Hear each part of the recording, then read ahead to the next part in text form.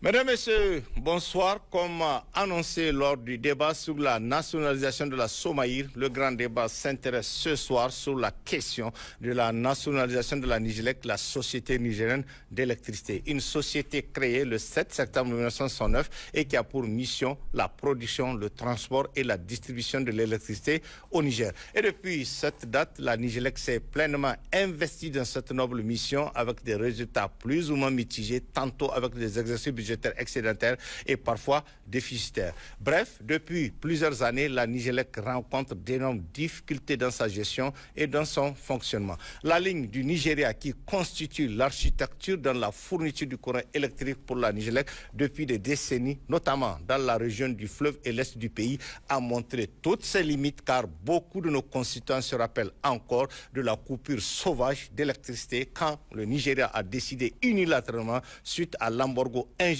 et inhumain de la CEDEAO, de suspendre cette ligne, plongeant du coup de nombreuses familles nigériennes dans le noir et privées d'électricité durant des longs mois. Récemment encore, la chute de quelques pylônes sur la ligne de transport allant de Birnin-Kebbi à Niamey a causé de nombreux préjudices à nos concitoyens qui ont vécu près de 2 mois dans le délestage, rendant toute activité économique très difficile au cours de cette période. Nous faisons ce bref rappel pour expliquer comment, sans doute, la décision de la nationalisation de la Nigélec est intervenue et dont nous allons échanger au cours de ce débat où nous avons convié plusieurs acteurs qui vont nous dire ce qu'ils pensent de cette décision du gouvernement qui reprend totalement le contrôle de la Nigélec. Nos invités sont M. Sani Dandouma, chef division contrôle des ouvrages électriques au ministère de l'Énergie. Monsieur Mohamed Laouri Ousmane, cadre à la direction de l'électricité, ancien secrétaire général du syndicat national des agents de l'administration en charge de l'énergie. Monsieur Nuhu Mahamadou Arjika, acteur de la société civile, président du mouvement pour la promotion de la citoyenneté responsable. Et monsieur Bana Ibrahim, juriste, acteur de la société civile. Chers invités, bonsoir et merci d'avoir accepté notre invitation pour ce débat que beaucoup de nos concitoyens attendent pour mieux comprendre les motivations du gouvernement qui a décidé de la nationalisation de la Nigélec, très attendue par les populations. Je note au passage que nous avons invité la direction générale de la Nigélec et le syndicat du secteur de l'énergie à ce débat, mais ils n'ont pas souhaité prendre part à cette émission. Pour entamer ce débat, cette question, je voudrais avant toute chose qu'on fasse un peu l'histoire de la création de la Nigélec par l'État du Niger. Monsieur Sani Dandouma, bonsoir. Bonsoir. Et bienvenue sur le plateau du Grand Débat. On commence par vous. Merci. Bon, comme vous avez souligné, la Nigélec a été créée en tant que société le 7 septembre 1969. Okay. Depuis, c'était le tonton paix à son âme, Abdou Kani, qui était le DG. Beaucoup d'encre se sont écoulées. Les conditions ne sont pas les mêmes aujourd'hui. Jusqu'en 2011, la Nigélec n'avait qu'une quarantaine de centres ou de localités, ou le Niger lui-même n'a qu'une quarantaine de localités électrifiées. Et le problème du déficit en électricité ne se faisait pas sentir. Mais en 2011, il vous souviendrez que lorsqu'on a subi la même coupure du même genre, à Niamey, avec le Nigeria, on n'avait que 8 mégawatts disponibles à Niamey. Et c'est en ce moment que la question de l'électricité s'est posée avec plus d'équité et beaucoup de choses, beaucoup d'efforts ont été déployés. Et il y a en ce moment l'État, à travers le programme spécial du président de la République, des 2 présidents d'ailleurs, c'était sous le président Tanja et après le président Mahamadou Youssoufou. Chacun en a fait ce qu'il a pu. Le nombre de localités a été élevé. Aujourd'hui, je sais que c'est supérieur à 600 localités. Le taux, la couverture ou le taux de desserte en électricité a connu une avancée. Et maintenant, l'électricité, ce n'est plus un luxe. C'est un produit utile plus que utile pour vivre. Et lorsqu'on a suivi les événements qui se sont, après les événements du 26 juillet 2023, on a coupé la population de Niamey comme d'autres localités riveraines en ont souffert. Heureusement que les Nigériens ont été résilients et ont pu tenir. En 2011, je me souviens bien, sous le plateau ici, vous m'avez posé la même question, que faire? J'ai dit, il n'y a pas de solution, il faut réfléchir. C'est ce qui a... On a mis un comité chargé de réfléchir c'était le ministre Fumoko Egado. Ça a donné naissance à Gorubanda. Il y a eu le projet de 100 MW en 2 phases, 80 MW et un 20 MW. C'est maintenant le 20 MW qui est en train qui vient d'être installé. Je ne sais pas s'il est totalement opérationnel ou pas, mais on peut dire que les 100 MW sont presque bouclés. Il y a eu trop d'avancées parce qu'en 1990, si je me souviens bien, avec l'avènement de la privatisation, Nigélec a fait partie et tout investissement pour l'acquisition des infrastructures a été interdit par l'ajustement structurel. C'est que malgré la pression et la volonté de développer le nombre d'abonnés ou de développer l'accès, le Niger tout entier, la société comme le politique était bloqué. On ne pouvait pas amener d'autres infrastructures. Par exemple, quand vous partez à Goudel, il y a MPC4, c'est le plus grand groupe qu'on avait en ce moment qui avait 13 MW. Il y avait 2 plateformes. Il était question, après, avec l'étude de la Vallée internationale qui a été faite en 1982, on devait installer le premier groupe et après un certain nombre d'années renforcer Niamey avec le deuxième groupe. Et voilà, Vlam, il y a eu blocus. C'est pour ça que, pour s'en sortir, c'est M. Foukouri qui a eu la prouesse de chercher à tirer de l'extérieur chez les frères toutes les lignes. Il y a eu du Nigeria. Du Nigeria, il y en a eu Niger Centre-Est, Kachina, Maradi, pour alimenter les 2 régions, Maradi-Zender. Et il y en a une autre de Damassa qui venait vers Difa.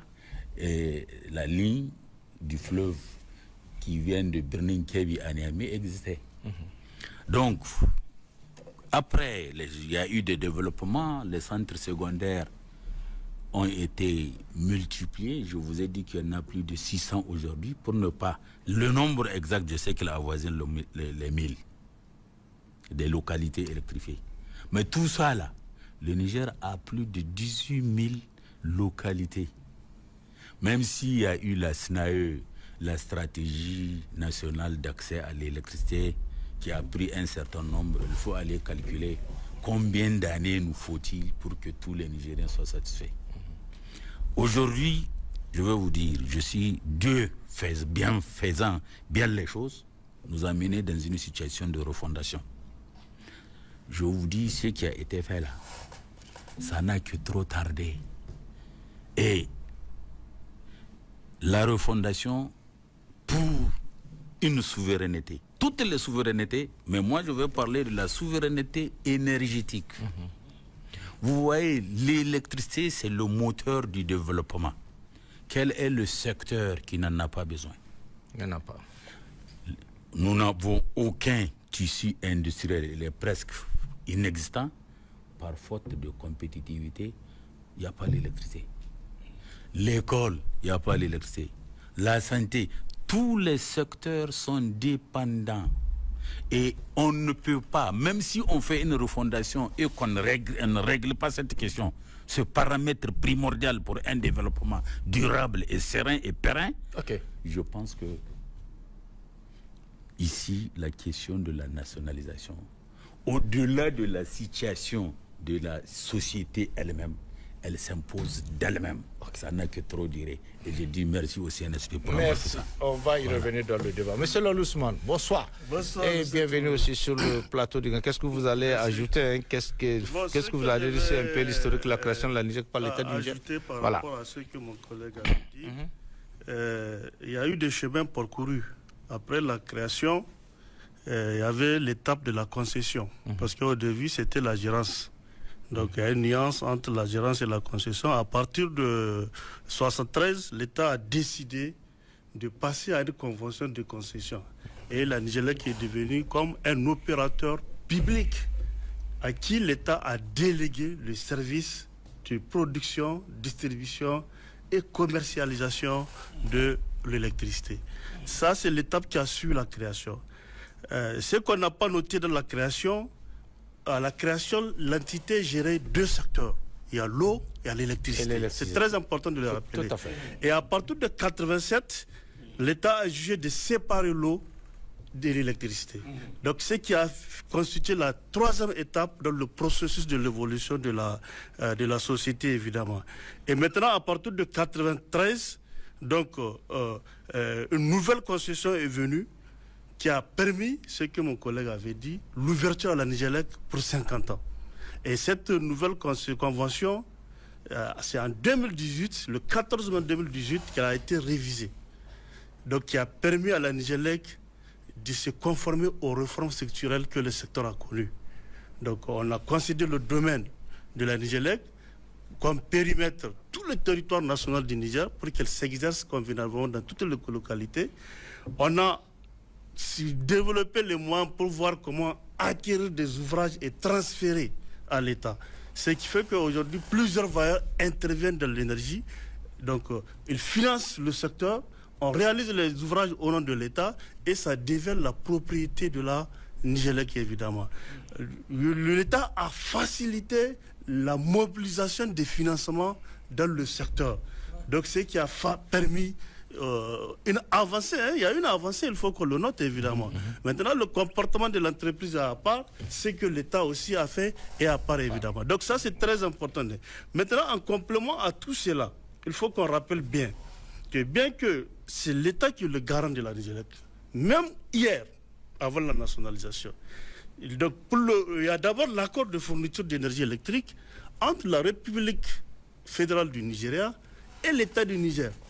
Maintenant, cet accord-là, c'est ça qui est suivi d'un contrat d'achat d'électricité entre la Nigélec et le Nigeria. Il fallait d'abord cet accord étatique pour que la Nigélec se positionne comme acheteur d'électricité auprès du Nigeria, évidemment. Nous avons le contrat d'approvisionnement de la Nigélec à partir de la Sonichar, qui est une autre structure étatique, il faut qu'on le rappelle, qui contribue au développement de la production, évidemment, de la Nigélec. Et mieux, à partir de 2018, on est lancé dans la cadence de le partenariat public-privé. C'est ça aujourd'hui le schéma sur lequel on était pour voir comment sortir de l'ornière sur la question énergétique. C'est qui nous a amené la société Istmar, qui est là actuellement, qui contribue... Qui est un privé, hein? Qui est un privé, voilà. Il produit, il vend à la Nigélec. Donc l'ensemble de tous ces acteurs, on voit, s'ils sont sur le territoire national, c'est parce que l'État a joué un rôle important. L'État ne peut pas se dérober de cette mission-là. Étant une société, donc évidemment, à 99% de l'État, il faut qu'on le rappelle évidemment. Donc du coup, aujourd'hui en termes de couverture, on a environ 1152 localités desservies par la Nigélec. Ça, c'est les chiffres de 2024 qui le disent ça. La Nigélec a 758 768 abonnés qu'elle a à sa charge. Actuellement, en 2024, je parle de 2024, 758 768 abonnés qu'elle sert. Donc, nous avons des milliers qui sont à l'attente. Parce que depuis le 26 juillet 2023, il y en a une situation qui s'est créée à la Nigélec. La question de compteur pose aujourd'hui un défi à la Nigélec. C'est un défi. Le compteur peut payer. Quelle que soit sa nature. Quel que soit le compteur. Quelle que soit sa nature, le compteur aujourd'hui, c'est un défi pour la Nigélec. On n'en a pas. On n'en a pas. Aujourd'hui. Aujourd'hui. Voilà. Depuis le 26 janvier 2023, évidemment. Cette question est là, le 26 juillet. Parce qu'il y a un bailleur qui finance cet aspect-là. Et qui a joué un rôle important dans cette situation-là. Donc c'est une information capitale. Aux dernières réunions que nous avons faites, on a décanté cette situation. Le bar s'est retiré. Le bar, c'était la Banque mondiale. Heureusement, c'était la Banque mondiale. Il faut qu'on l'appelle par son nom. Donc, on s'est compris sur cet aspect-là. Donc, et ces activités sont en train de se redémarrer petit à petit. Mais sinon, il y a eu des blocages sur plusieurs projets d'accès par rapport donc, à cette question-là, évidemment. OK? Donc, moi, je pense que... on ne peut pas dissocier le rôle de l'État dans la gestion de la Nigélec. Aujourd'hui, l'État a jugé utile, au nom de la souveraineté, de prendre l'intégralité des actions de la Nigélec. Le débat est clos. C'est la souveraineté, l'État a jugé utile qu'elle prend ça. Par rapport à cela, il y a des motivations qui ont permis l'État à faire ça. Sur lesquels on va revenir dans le débat. Il n'y a pas de souci, on va revenir là-dessus évidemment. L'État a jugé utile qu'il y a certains acteurs qui ne font pas réellement le vrai jeu. Le vrai jeu. Et on les connaît. On va venir tout de suite, on va les détailler. Merci. Merci. Avant de donner la parole à Bana, parce que vous avez dit tout à l'heure que cette histoire de compteur, c'est un partenaire, notamment la Banque mondiale, qui devrait résoudre ce problème. Okay. Comment on peut comprendre qu'aujourd'hui, pour les compteurs de la Nigeria qui nous concernent, que ce soit la Banque mondiale qui s'engage pour payer ces compteurs? Et la preuve, depuis que la Banque mondiale a arrêté, il n'y a plus de compteurs. Comment un État peut se permettre une telle situation? Je pose la question. Bon, je parle que ce soit la Banque mondiale qui s'engage pour payer des compteurs pour le Niger. Pour l'alimentation de l'électricité. Oui, j'ai pas de Vous allez réagir, M. Sani. Direct par rapport à cela. Et c'est quoi le point? Mais j'avais dit que, à une des réunions, que le premier élément essentiel pour la Nigélec, pour comptabiliser les finances sur le compteur. Parce que si je consomme de l'électricité, c'est sur ça que la Nigélec peut me Bien sûr. Et la Nigélec est incapable de payer des compteurs. Il faut la Banque mondiale pour payer des compteurs. Ne doit pas jouer sur cet aspect-là, évidemment. Ok, voilà. Mais puisque il y a tellement de projets dans l'accès, les gens ont choisi l'accès, il faut qu'on le dise, évidemment. Les gens ont jugé utile de laisser cette partie à la Banque mondiale, à un bailleur. Oui, à l'argent facile. Là, je ne sais pas. Okay. À un bailleur. Voilà. La Nigélec achète. Elle n'achète pas, mais on sait qu'il y a des bailleurs qui financent cette composante-là. Voilà. La Nigélec a démissionné dans ce plan ou pas? Je pose la question. C'est une démission de la Nigélec ou pas? Bon, je ne peux pas dire que c'est une démission de la Nigélec. On va rentrer dans le débat. Mais c'est une désorganisation. Une désorganisation. Un dysfonctionnement. Bon. D'accord. Très bien. Sani, rapidement, parce qu'ils attendent aussi, même si la question vous concerne beaucoup plus, mais ils vont dire un mot quand même. Il y a des projets, par exemple le projet Haske, c'est un démembrement de la Nigélec, et chacun a eu certaines missions. Le Haske finance des extensions du réseau, comme l'acquisition d'un certain nombre de matériel. Le Haske, c'est ça aussi, c'est toujours la Banque mondiale. Oui, non, c'est un projet. Je pose la question, c'est la Banque mondiale. Son bailleur principal, c'est la Banque mondiale. Okay. Donc, ils ont, bien avant les événements du 26 juillet, il y a eu des commandes qui ont été lancées. Et je ne sais pas quantitativement, c'est ça pour ça que je regrette pourquoi la direction générale, c'est elle qui détient avec précision les chiffres. Et les événements de cette direction générale a été défaillante ou pas? Parce que vous avez dit que c'est elle qui devrait faire, elle n'a pas fait. Et qu'est-ce qui s'est passé? En toute honnêteté, je vais vous dire, c'est les circonstances, certaines commandes qui ont été lancées, qui devaient venir et qui ont subi et le blocus fait par les impérialistes qui voulaient nous étrangler. La France. Je ne peux pas l'impacter. Je ne peux pas le renvoyer à la direction générale. Vous comprenez? On comprend bien. Et pour le financement, ça c'est tout le Niger, la Banque mondiale, c'est devant tous les citoyens nigériens qu'ils ont posé l'embargo aussi. Donc ça aussi, je veux dire, la direction générale, tout ce qu'elle fait, c'est à travers l'État qu'elle le fait. Et lui-même, il a dit que quand on va demander, c'est l'État qui négocie, après il rétrocède. Ça, je dirais que tout ce qui a été créé, c'est cette situation, c'est les répercussions des sanctions ou bien des tentatives d'étranglement du peuple nigérien que les impérialistes ont fait. C'est ça la vraie cause. La vraie cause. Voilà. D'accord, parce que l'État s'est laissé faire. Parce que comment confier... Je vous dis... Non, j'arrive, M. Sani. Comment confier aujourd'hui l'achat des compteurs qui sont indispensables dans la distribution du courant électrique à un barre de fonds? Je pose cette question. Comment on peut comprendre? Bon, dans le montage du projet, l'État a participé aussi, parce que je suis du ministère de l'Énergie. Je dois vous dire que c'est vrai, dans le montage du dossier, du projet lui-même, l'État est partie intégrante et prenante. Et comme il l'a dit, ça n'allait pas se passer si l'État n'avait pas... Il a fermé les yeux, l'État, en son temps. C'est avec sa bénédiction que ça s'est passé. D'accord, on a compris. Merci. Oui, Bana. Qu'est-ce que vous allez ajouter très rapidement sur ce... Vous avez écouté ce qu'ils ont dit sur l'historique, juste quelques mois. On va aller à la question historique. Pour nous, ils sont mieux indiqués pour donner l'évolution. Tout à fait. Tout ce que nous, on peut noter, selon ce qu'on a saisi de leurs explications, c'est que la Nigélec a connu plusieurs mutations et qui ont eu un impact dans le mode de gestion, donc dans la gouvernance de la société. À un moment, c'était une société d'État. Ensuite, elle a évolué vers une société d'économie mixte. À un moment, il y a eu besoin de l'adapter à l'OHADA, donc pour embrasser le mode de fonctionnement d'une société pratiquement privée, donc une société qui est orientée vers le profit et le résultat financier, dans un domaine, c'est la remarque que nous faisons, qui normalement relève de la souveraineté. Ouais. Et tout ce qu'ils ont dit, vous entendez, l'État s'endette auprès de bailleurs, oui, injecte l'argent dans une société qui a une sorte d'autonomie du point de vue de son fonctionnement, c'est-à-dire qui obéit aux méthodes de gestion des sociétés privées. Et c'est ça tout le problème. Et c'est ce qui a engendré la volonté du CNSP et du gouvernement de reprendre la main dessus. Parce que comme vous le voyez, il y a eu des investissements qui n'ont pas permis de répondre à la vraie préoccupation du peuple nigérien. C'est celle d'avoir l'électricité partout et à faible coût.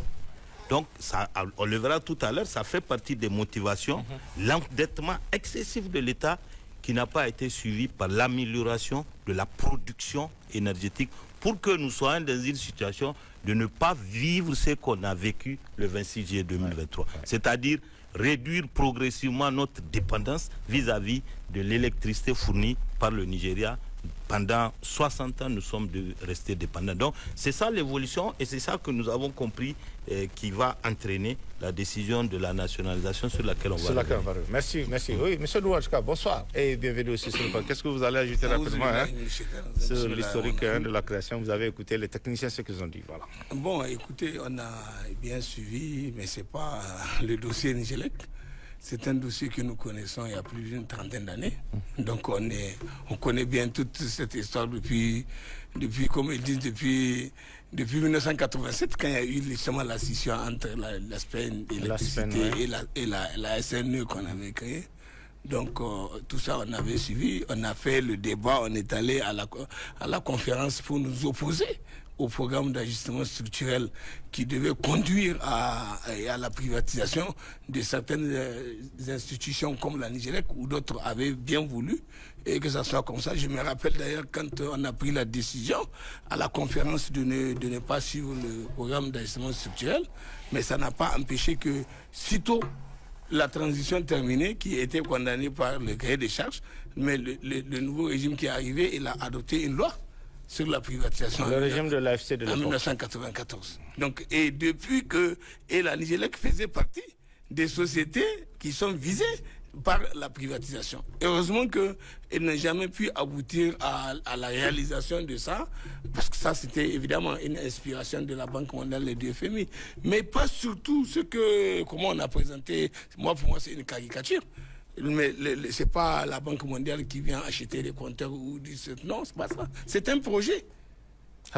C'est un projet que la Banque mondiale peut appuyer. C'est-à-dire elle peut appuyer, elle est prête à accorder de l'argent pour qu'on puisse réaliser tel ou tel objectif, mais l'initiative part toujours du pays. Et nous avons opté pour une formule qui était que la Nigelec avait le monopole. C'est la Nigelec qui est l'outil national de production d'électricité et de distribution de cette électricité au niveau des usagers. Et des usagers, il y a les usagers pour habitation, il y a des usagers pour la production industrielle. Il vient de vous dire, il y a naturellement un problème par rapport à le coût de l'électricité qui est un coût de facteur très important dans, comment vous appelez ça, dans la production au niveau des entreprises. Alors, en tant que coût de facteur éminemment important, évidemment, quand vous allez produire, il y a pas de, vous êtes concurrencé par les produits qui vous viennent d'ailleurs, parce que vos produits vont être chers et ça serait... Alors, donc pour aller vite à ce que vous avez posé comme question, la Nigelec, c'est toute une histoire. Il y a eu plusieurs phases. Il y a eu la phase... quand les gens menaçaient de faire la privatisation, entre-temps, il y a eu le changement de régime, parce que ce que les gens oublient, ce pays-là, il a été victime de nous-mêmes. Parce que, je vous donne un exemple, un pays comme le Burkina. Le Burkina a bénéficié de la stabilité pratiquement de près de 27 ans. En temps de blesse. 27 ans. D'emblée, les gens étaient là pendant 27 ans, il n'y a pas de chien. Nous, entre-temps, on a eu plusieurs présidents, plusieurs premiers ministres, plusieurs gouvernements, plusieurs ministres, plusieurs directeurs de Nigélec, plusieurs ceci, plusieurs cela. Donc, en fait, il n'y a même pas de suivi. Et c'est ça qui explique notre incohérence. Nous, quand on a causé le problème de la refondation de l'État, là, mais ce n'est pas aujourd'hui, c'est parce qu'on a vu depuis que les gens avaient pris leur décision pour dire qu'ils ne vont pas respecter les conclusions de la conférence, qu'eux ont été élus sur la base de leur programme, que c'est leur programme qu'ils vont mettre en œuvre, et dans leur programme, ils ne peuvent pas se détacher de la Banque mondiale. Il faut qu'ils privatisent, qu'ils fassent une loi sur la privatisation. Depuis lors, on savait que le pays va tomber dans ce choc-là. C'est bien maintenant, dit. C'est bien dit. Au niveau pour le cas spécifique de la Nigélec, elle était à un moment donné comme ça. Dans un gouffre. Dans un gouffre. Et donc, dans les années pratiquement, on peut dire 96, 97, 98, 99, il y avait à ce moment-là déjà des difficultés. Et les gens cherchaient des voies d'action. On va revenir sur ces difficultés. C'est la prochaine question. Maintenant, je dis, les gens cherchaient des voies d'action. Maintenant, ce que vous avez dit là, par rapport à la situation dans laquelle on est, par rapport à l'accès, mais vous vous rendez compte qu'aujourd'hui, là où on parle, jusqu'à là où je parle, je peux être très gentil avec eux. Il n'y a pas 25% des Nigériens, des ménages nigériens, des Nigériens qui ont accès à l'électricité. Aujourd'hui? Oui, alors je parle. Quand je dis 25, je suis trop gentil. Sinon, à un moment donné, ou dans les années 98, ce que je dis là, mais à l'époque, c'était 7% d'accès à l'électricité. Et comment nous avons dit, je me rappelle en 2004-2005, lorsqu'on avait fait les premières discussions avec le gouvernement dans le cadre de la coalition équité-égalité contre la vie chère, le problème qu'on avait soulevé à l'époque, et c'était justement, et il y avait deux situations qui sont présentées à nous par rapport à la Nigélec. Et on avait voulu, et à cette époque-là, parce qu'on ne voyait pas tout à fait le problème, on avait appris que le Nigeria avait décidé de réduire de 20 francs le coût du kilowattheure. Et tout de suite, nous, on a dit, bon, alors il faut répercuter pour qu'on diminue aussi le prix du 20 francs. Mais celui qui nous a aidés à nous corriger, c'était le vieux Tanja. Parce qu'il a dit, écoutez, si c'est vrai que le Nigeria a diminué son tarif là, moi, ce que je vous propose, au lieu de dire de répercuter ça pour qu'on diminue le tarif de ceux qui en ont déjà, je préconise que cet argent, ces moyens-là soient utilisés pour procéder à l'électrification des autres parties des Nigériens qui n'ont pas accès. Et dès qu'il a dit ça, nous, en tant que défenseurs des consommateurs, oui, c'était dans ce contexte-là qu'il y a eu le programme spécial sur l'électrification et on a commencé à le faire. Et ça, évidemment, en le faisant, c'est ce qu'il vient de vous dire. Je suis heureux de savoir qu'on est déjà à 1000 localités qui sont, comment on appelle ça, qui sont libérées. Ça, c'est très important. Maintenant, il faut noter qu'à tous les coups, par rapport à cette privatisation, cette nationalisation-là, en fait, les gens s'étonnent quand on dit la nationalisation, et s'étonnent, depuis toujours, on a considéré que c'est une entreprise de l'État, mais les gens ne comprennent pas qu'on dise que c'est une...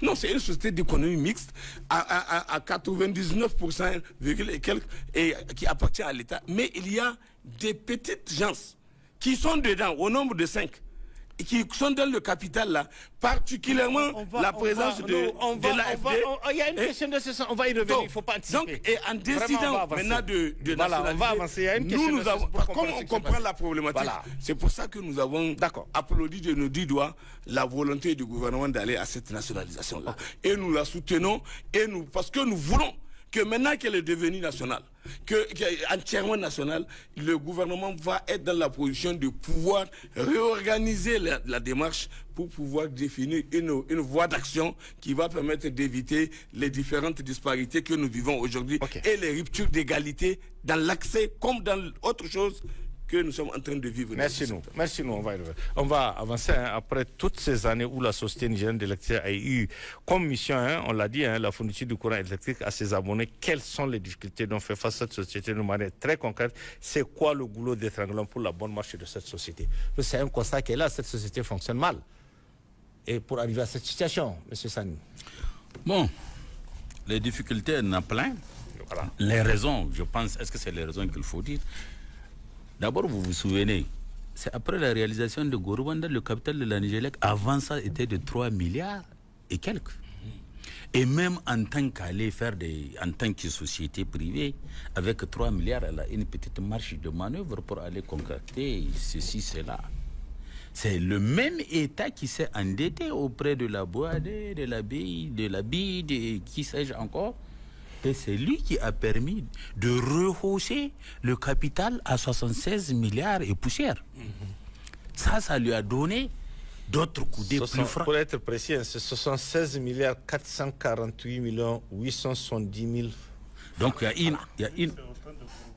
Oui, c'est après Gorubanda, c'est quand on a pris le crédit là, que l'État a jugé utile de rétrocéder et d'augmenter. On a manœuvré ce chiffre-là de 3 milliards. Il y a de nouvelles centrales qui sont venues aujourd'hui. Nouveaux investissements. 30 Le capital est... Ceci, là, ils sont là sur le terrain. Le capital est devenu 76.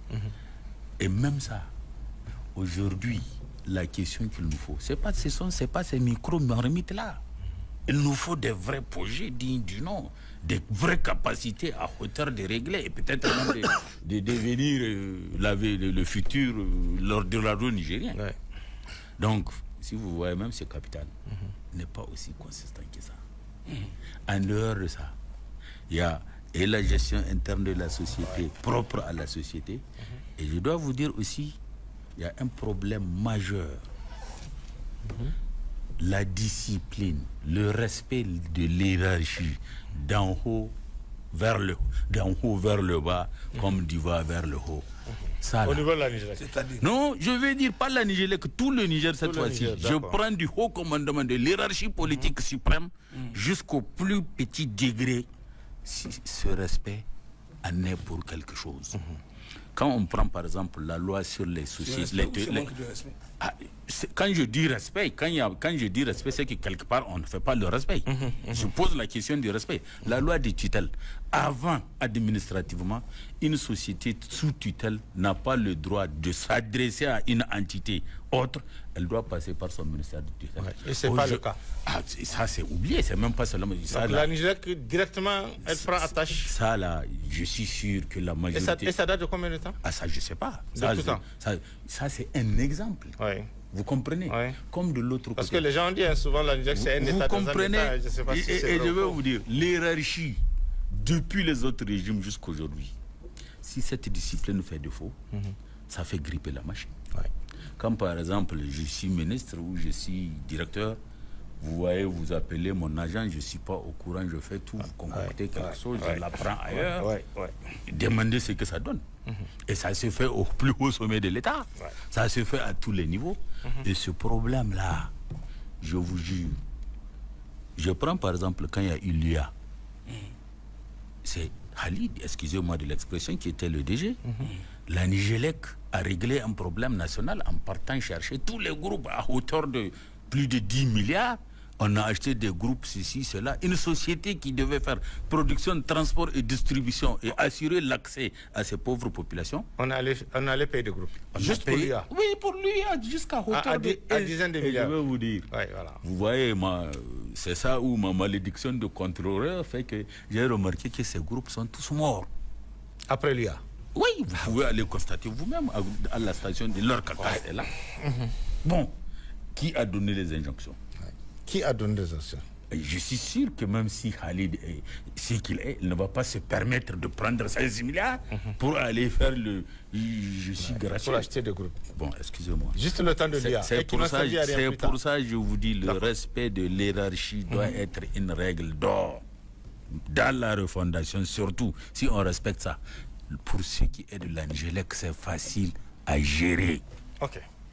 D'accord. Il y a un détail, parce que vous-même, vous avez dit qu'il y a un problème au niveau même du fonctionnement interne de l'Angélec, peut-être qui constitue ce goulot de travail. Je vous donne quelques précisions, parce que l'avant-dernier débat qu'on a fait, qui a soulevé des vagues, beaucoup de vagues, et qui nous a même valu une déclaration du syndicat qui a contester ce qu'on avait dit ou bien qui a fustigé même le comportement de l'employeur qui est l'État, parce qu'on a su ce qui s'est passé. Ils ont fait une déclaration qui a été financée, semble-t-il, par la direction générale de la Nigélec. Bref, c'est ce qu'on nous a dit. Maintenant, on revient sur le fonctionnement, parce que j'ai quelques détails ici, puisque ce fameux 10% où la Nigélec, les agents de la Nigélec ont environ 2 884 603 200 francs par an, hein, juste pour les 10%.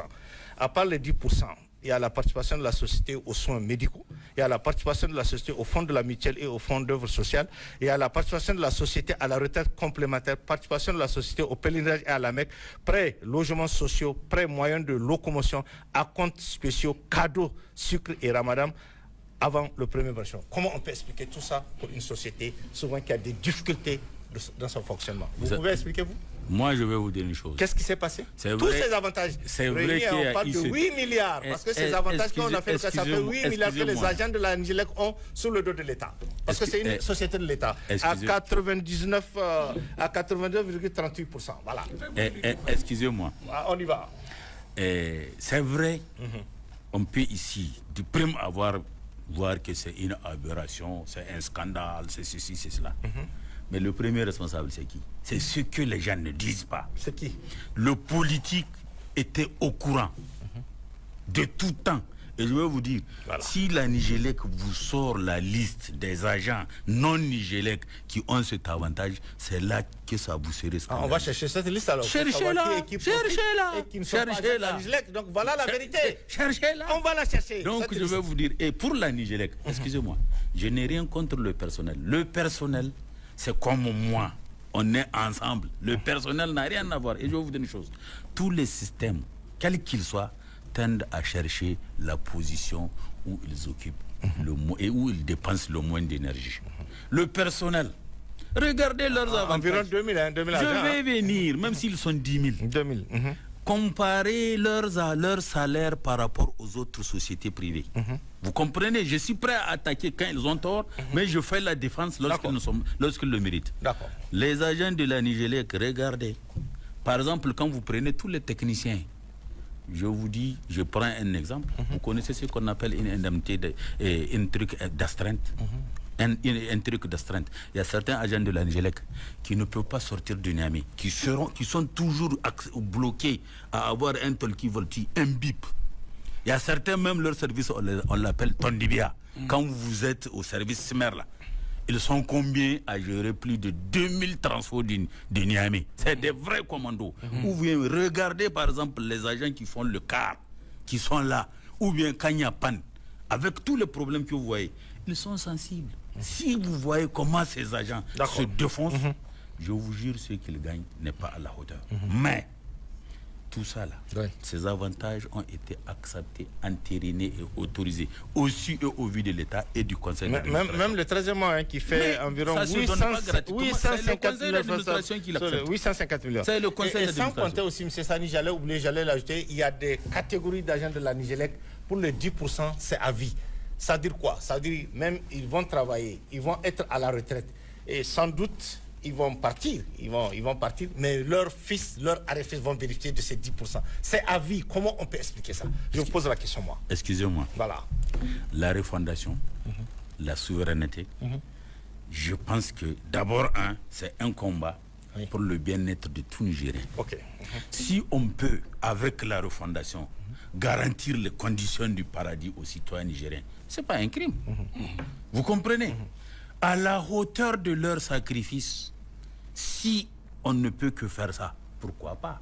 Mais il y a des aberrations. Il y a des aberrations qu'il faut regarder. À vie, hein? Je vais vous dire. À vie, parce que comment quelqu'un va être exempté 10%, ça veut dire que si vous avez une facture de 1 million, c'est 100 000. Si vous avez une facture de 500 000, c'est 50 000. Et à vie, même quand vous êtes à la retraite, ce que je sais officiellement, vos parents, vos petits-fils, quand vous partez en retraite, vous perdez cet avantage. Je vais vous dire. Il y a certaines catégories jusqu'aujourd'hui qui continuent à nous dire. C'est pour ça que je vous dis. Voilà, et pourquoi certaines catégories qui vont continuer à C'est pour ça que je vous dis, le politique doit veiller. Pourquoi par exemple l'État qui est le propriétaire, il y a des tutelles, pourquoi les tutelles n'exercent pas en profondeur leur devoir pour vérifier, gérer? On a des inspections. Parce qu'on l'a vu, les DG de la Nigélec sont des puissants, des hommes puissants. Si ils sont incontrôlables, ne leur en voulez pas. Et on sait pourquoi. Pourquoi l'État qui doit mettre de l'ordre refuse, ne s'assume pas Et maintenant, quand l'autre, même moi, si je trouve une récréation, je me bats. On a compris. Voilà. Non, on a compris. Merci. Monsieur Naouli, qu'est-ce que vous allez ajouter par rapport à cette question? Non, vous allez prendre la parole. Qu'est-ce que vous allez ajouter sur cette question dont on est en train de... sur les difficultés qui constituent un goulot d'étranglement? Je rappelle, vous êtes ancien secrétaire général du syndicat, non? C'est une société organisée. D'accord.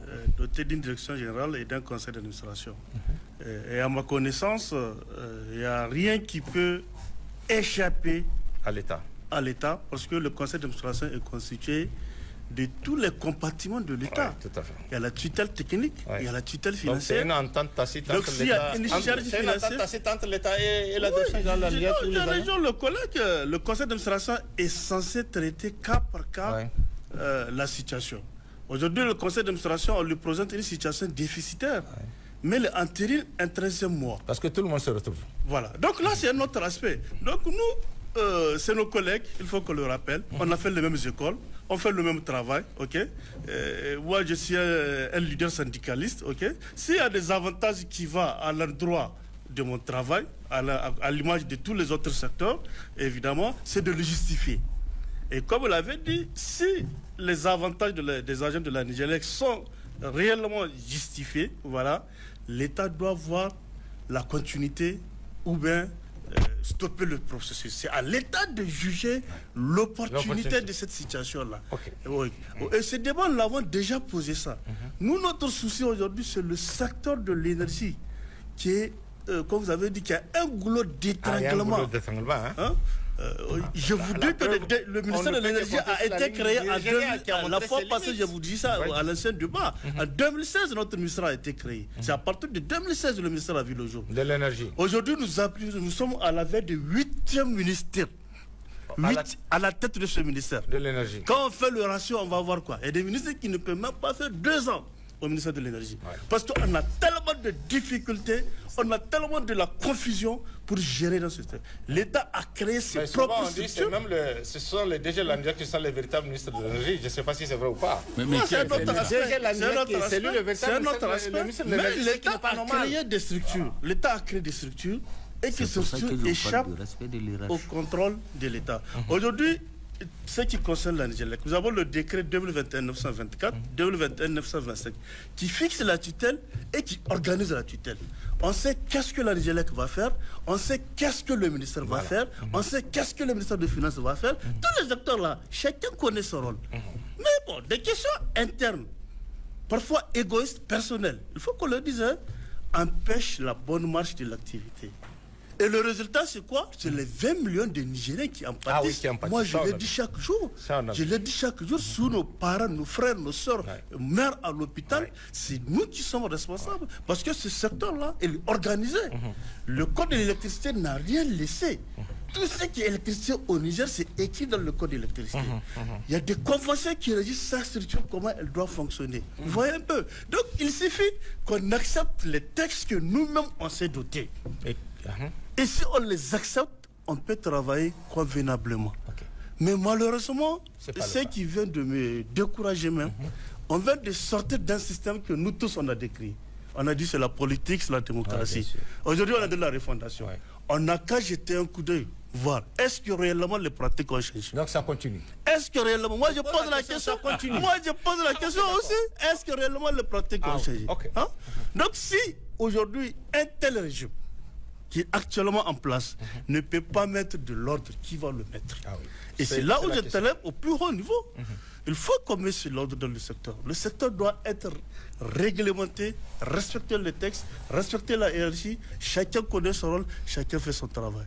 Et si on fait ça, on peut avancer sur, évidemment, la Nigélec a tellement de soucis. Aujourd'hui, c'est vrai, on a beau prendre les textes, on a nationalisé, mais aujourd'hui, nous avons 2 difficultés majeures. Côté technique. Lesquelles? Côté technique, aujourd'hui, même si le président autorise la Nigélec aujourd'hui de prendre service en tant que nationalisé, est-ce que la Nigélec a les capacités de production pour nous satisfaire? Il n'y a pas. C'est le grand enjeu. Aujourd'hui, au Niger, nous n'avons pas une centrale de base sur laquelle nous pouvons s'appuyer. Dès qu'une ligne de 40 mégas, 50 mégas tombe, tout s'arrête. Il nous faut cette centrale-là. Il nous faut ces moyens de production-là. Donc sur le plan technique, on a réellement ce problème. Le réseau est vieillissant. Il faut renouveler. Même s'il y a des capacités. Aujourd'hui, il y a beaucoup de gens qui ne sont pas d'accord qu'ils injectent leur énergie sur le réseau. Il faut qu'on fasse des actions pour régler ces problèmes-là. Il y a le mode d'exploitation. Même l'exploitation de nos machines. Parce qu'une ligne qui tombe chaque jour en panne, chaque jour en panne, chaque jour en panne. On a des ingénieurs, des techniciens. On doit prévoir la maintenance préventive. Toutes ces questions-là doivent être dans la cagnotte pour...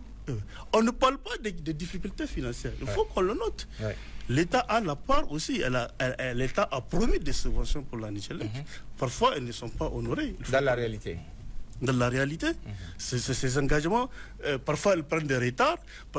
Comment ça s'appelle? Parfois, c'est même pas honoré. On fait des compensations, Nigélec tel service, Nigélec tel service. Est-ce que cette gestion peut améliorer la situation?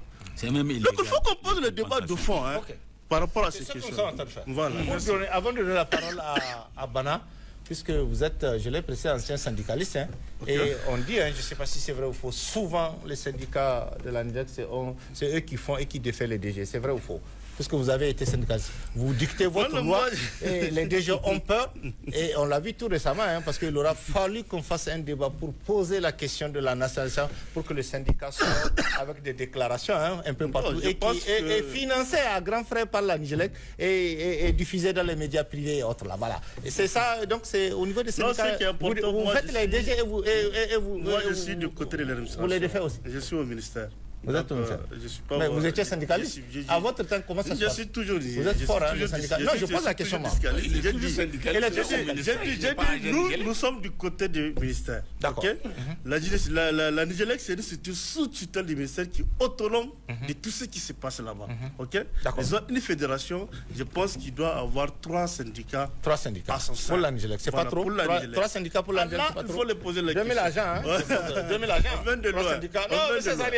Non, ce que j'aimerais dire, les 2000 agents là, ça ne vaut même pas une goutte de l'eau. Il ne faut même pas insister là-dessus. Aujourd'hui, si on peut recruter 2000 de plus pour la Nigélec, elle en a besoin. Parce que le travail est énorme. Il faut qu'on soit clair là-dessus. Le travail est énorme. Voilà. Vraiment, c'est très important. Merci Loli. On va avancer. Maintenant, qu'est-ce que vous allez ajouter? Merci. Je pense que pour moi, le débat est en train d'être biaisé un peu. Parce que les enjeux dépassent largement ce dont on a discuté avant la nationalisation. Parce que la question de la mauvaise gouvernance doit être regardée avec un spectre beaucoup plus grand. Beaucoup plus grand. Il y a certes les avantages qu'on avait décriés qui sont, comment on appelle ça, qui ne coïncident pas avec la situation générale de la Nigélec, parce que c'est ça la question. C'est environ plus de 8 milliards. Personne ne trouverait à ce qu'il y ait des avantages si la société était une société bien gérée, qui avait des intérêts et qui avait des bénéfices conséquents. Il se trouve que la Nigélec régulièrement était dans une situation de déficit sur le plan financier. Et malgré tout, on continuait à donner des avantages de 13e mois, de 10%, des cadeaux, des cadeaux. Donc c'est cela que nous avions dit. Madame. Voilà, c'est cela que nous avons dit. Tout à l'heure, on a parlé, dans la malgouvernance, il y a aussi la responsabilité du politique. Ça, ils l'ont dit. Ils l'ont dit, et il y a des aspects qui n'ont pas été relevés. Vous avez des moments où on obligeait la Nigélec à investir dans des activités qui n'ont rien à voir avec la société. Par exemple, à l'occasion de l'UIA, si vous allez à Combo, dans les villas là, il y a des villas qui ont été financées par la Nigélec. Quand vous allez dans les différents 18 décembre, un peu partout, la Nigélec, on l'obligeait à investir de l'argent. Donc il y a des mauvais choix politiques qui ont été imposés par les gouvernances passées. Mais il y a aussi les mauvais choix qui sont liés à des décisions prises par la Nigélec et par les autorités qui avaient en charge la tutelle de la Nigélec. Quand on prend la mise en œuvre du projet Gorubanda, c'est un scandale financier énorme. Énorme. Le choix lui-même, c'est un mauvais choix. Ensuite, tout le monde sait comment ça s'est passé avec des rétro-commissions, certainement, parce qu'il y a eu de la surfacturation sur ce projet. Donc, tout ça mauvaise gouvernance, avantage indu donné au personnel, mauvais choix. C'est cela qui a fait qui a amené la Nigélec dans la situation où l'État était obligé. Tout à l'heure, quand je l'ai dit tout à l'heure, que la Nigélec fonctionnait selon les modalités d'une société régie par l'OHADA, c'est que cela a une conséquence. C'est le conseil d'administration et la direction qui décide de ce qu'il faut faire, malgré que c'est l'État qui s'endette pour injecter de l'argent dans la Nigélec. Donc l'État n'avait pas, et c'est ce qui a nécessité... En un mot, l'État n'a aucun contrôle sur la Nigélec. Puisque quand on parle de tutelle, en réalité, quand une entreprise fonctionne selon le code OHADA, il n'est pas facile d'avoir son mot à dire, même si on est une tutelle.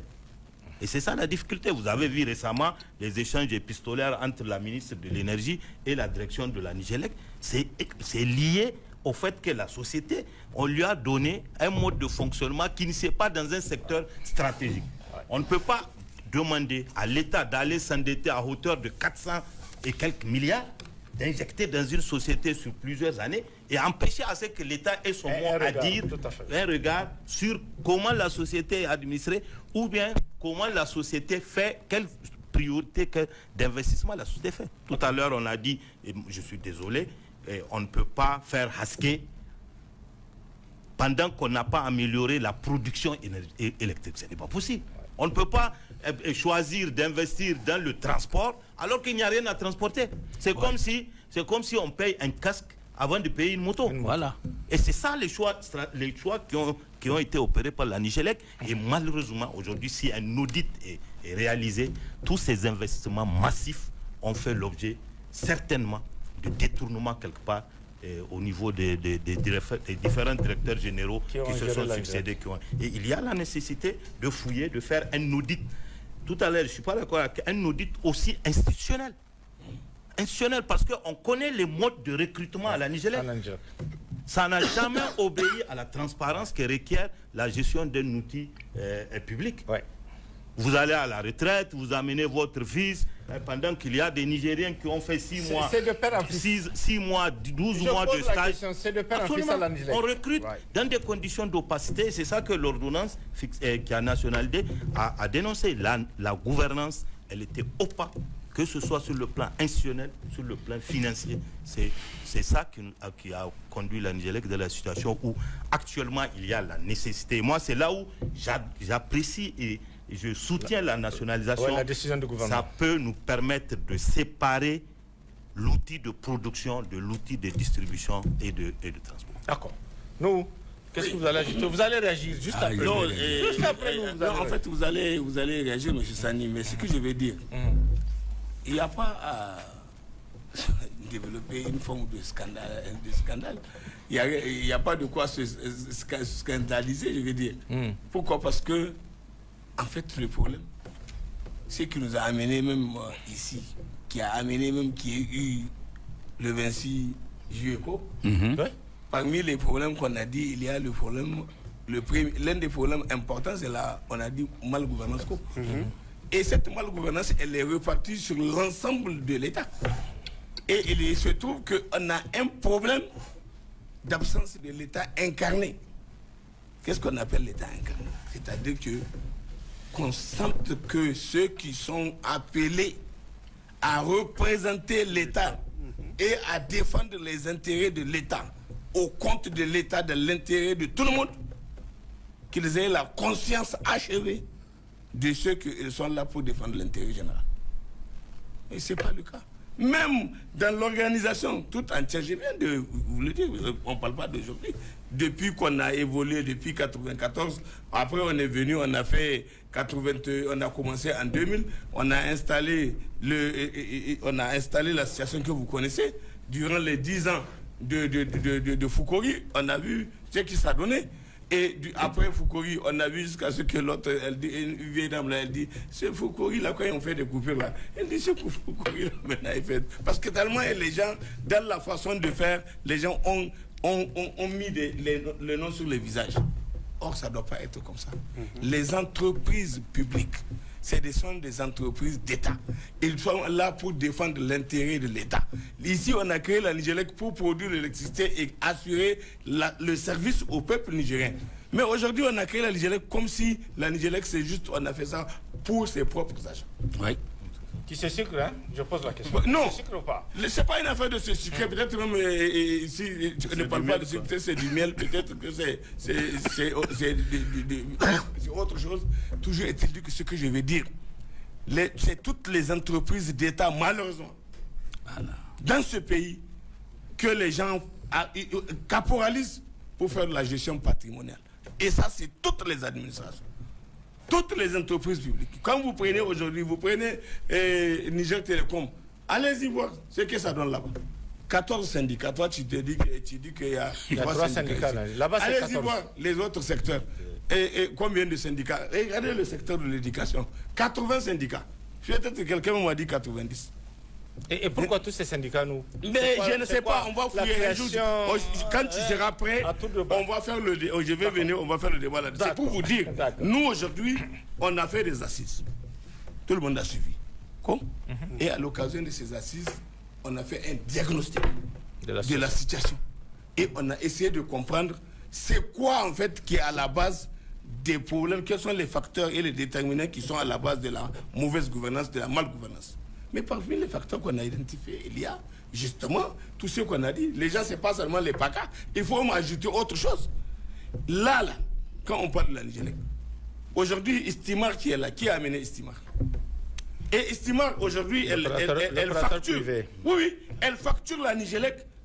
Comme aujourd'hui, les gens qui se plaignent, très souvent, tu entends les gens dire, nous, les locations compteurs, on n'est pas d'accord. Voilà, location compteur, il faut dire. Ce n'est pas location compteur, ça s'appelle prime fixe. Le coût de la production. Et aujourd'hui, quand tu prends le coût de la production de Istimar, elle est censée produire 89 MW. Et combien elle sort? Appeler ou pas appeler, il faut payer. C'est une facture. Et comme il faut, moi je pense contrairement à ce que les gens ont dit, quand il y a eu les événements du 26, mais il faut féliciter la Nigélec et ses agents. Ils ont fait preuve de courage, de prouesse. J'ai entendu quelqu'un dire.